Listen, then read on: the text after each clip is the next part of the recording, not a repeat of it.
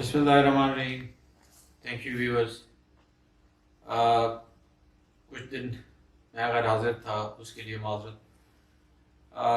آج دوبارہ میں آپ سے ہم کلام ہو رہا ہوں، اور آج بڑا ایک دلچسپ اور اہم میرا ٹاپک ہے، اور یہ ایک قسم کی میری اپیل ہے اور ریکویسٹ ہے والدین سے اور ہمارے نوجوان ان طلباء و طالبات سے جو مختلف کالجز، یونیورسٹیز اور پروفیشنل اداروں میں ایڈمیشن لینے کے خواہش مند ہیں.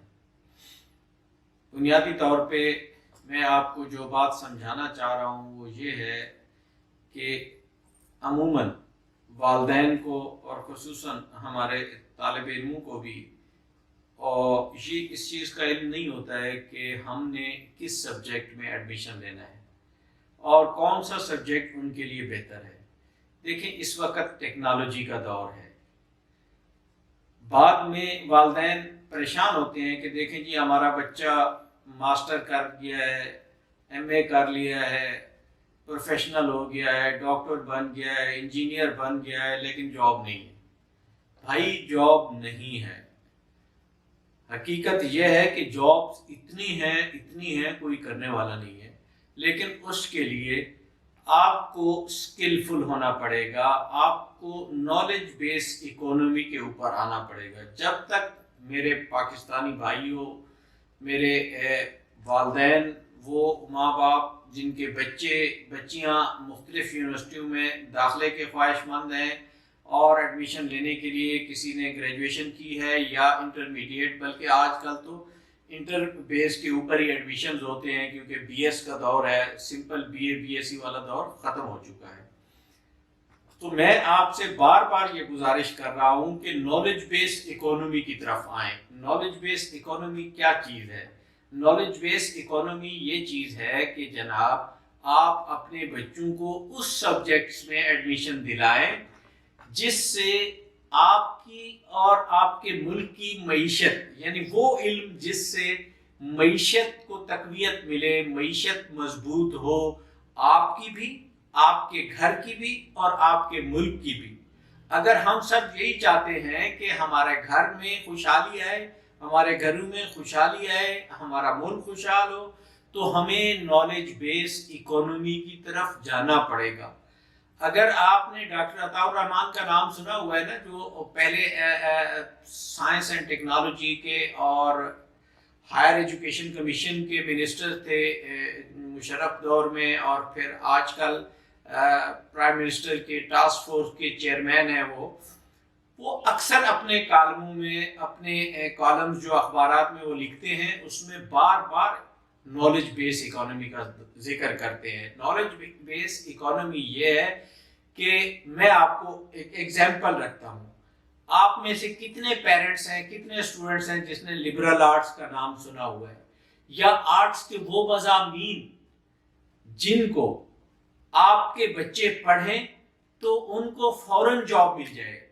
آج کل اتنے فوراً جاب ڈاکٹر اور انجینئرز کو بھی نہیں ملتی، بلکہ انجینئرنگ کی تو تقریباً جتنی بھی ڈگریاں ہیں یا جتنے بھی سبجیکٹس ہیں یا جتنے بھی انجینئرنگ کی فیکلٹیز ہیں وہ آلموسٹ پٹ چکی ہیں. اس کی وجہ یہ ہے کہ پچھلے 20-25 سالوں سے ملک میں اکنامک گروتھ ہوئی ہی نہیں ہے، انڈسٹریل گروتھ ہوئی نہیں ہے. اب جا کے تھوڑا بہت ہمارا ملک انڈسٹری کی طرف جا رہا ہے، وہ بھی جب تک سی پیک مکمل اور انڈسٹریل پارکس جب تک نہیں بنتے اس وقت تک ہمارے ہاں انڈسٹری نہیں ڈیولپ ہوگی. ابھی تو دنیا پاکستان کے بارے میں سوچ رہی ہے. ابھی تک ہمارے پاس اتنی باہر سے ڈائریکٹ فورن انویسٹمنٹ نہیں آئی. تو لہٰذا میری والدین سے گزارش یہ ہے کہ وہ ایسے سبجیکٹس کی طرف جائیں، ایسے سبجیکٹس کی طرف بچوں کو راغب کریں، ان کو انڈیوس کریں، ان کو تیار کریں کہ وہ ایسے سبجیکٹس میں جائیں جس میں فوری طور پہ، یعنی سکلز کا دور ہے، ٹیکنیکل دور ہے، ٹیکنالوجی کا دور ہے. مثال کے طور پہ کمپیوٹر سائنس ہے، سافٹ ویئر انجینئرنگ.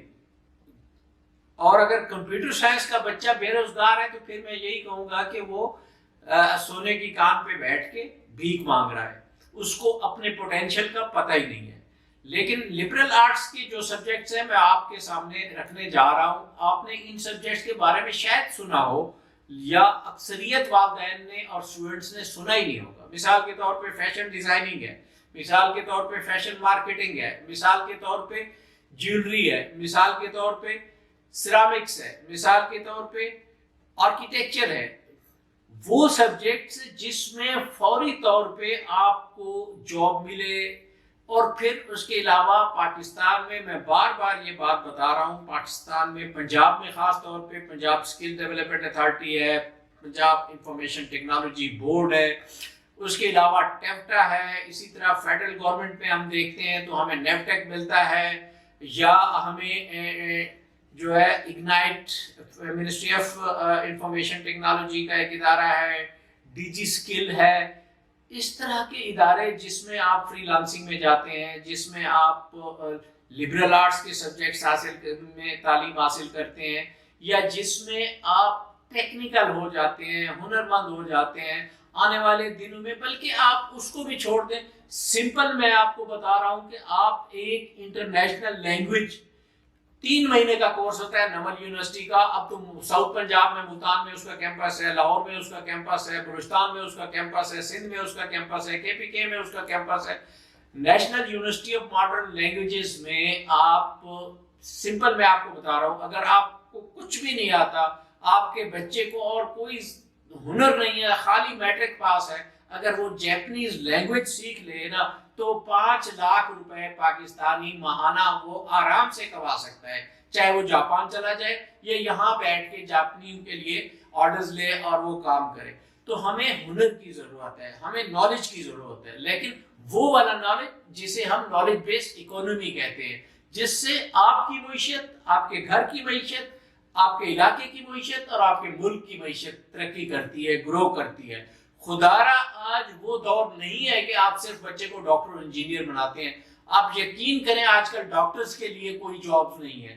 جتنے ڈاکٹرز پرائیویٹ میڈیکل کالجز سے نکل رہے ہیں، گورنمنٹ کے پاس ٹوٹل جو ہے نا، ابھی پچھلے دنوں صرف میں آپ کو بتا رہا ہوں کہ ڈینٹل سرجن کے لیے پنجاب پبلک سروس کمیشن کے پاس صرف 210 یا 220 سیٹس تھی، اور 3200 یا 3500 جو ہے نا وہ اور ڈینٹل سرجن تھے۔ تو صاف ہے 220 لوگ ہی جاب پہ جا سکیں گے، باقی تو پرائیویٹ ہی رہیں گے، باقی وہ پھٹا لگا کے بیٹھیں گے۔ کب تک وہ جو ہے نا اپنے جاب نہیں ہے۔ اسی طرح انجینئرز کے پاس جاب نہیں ہے۔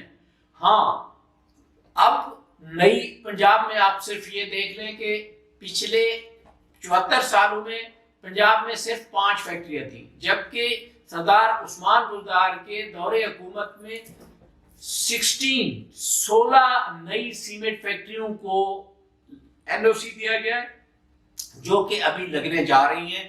وہ میاں والی میں، DG خان میں، راجن پور میں اور پوٹوار کے علاقے میں لگیں گی۔ وہ 16 فیکٹریاں لگیں گی تو اس سے ہزاروں لوگوں کو جاب ملے گی، لیکن یہ ٹائم لگے گا۔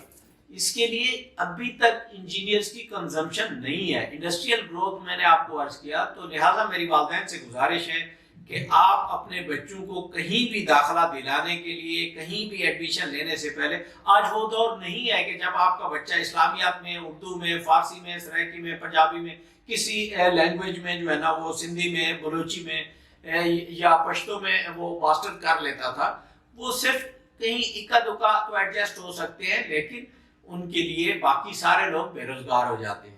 تو لہٰذا چلو تم ادھر کی ہوا اور جدھر کی ٹیکنالوجی کے اپناؤ، ٹیکنالوجی کی طرف آؤ، اپنے آپ کو بھی خوشحال کرو، اپنے ملک کو بھی خوشحال کرو۔ پاکستان پائندہ باد۔ اگر میری ویڈیو پسند آئے تو آپ اس کو لائک کریں، شیئر کریں، بلکہ میں کہوں گا کہ اس کو سبسکرائب کریں اور بیل آئیکن کو پریس کر دیں تاکہ آئندہ ہماری آنے والی ویڈیوز آپ تک پہنچتی رہیں۔ میں آپ سب کا شکر گزار ہوں۔ ونس اگین، پاکستان زندہ باد۔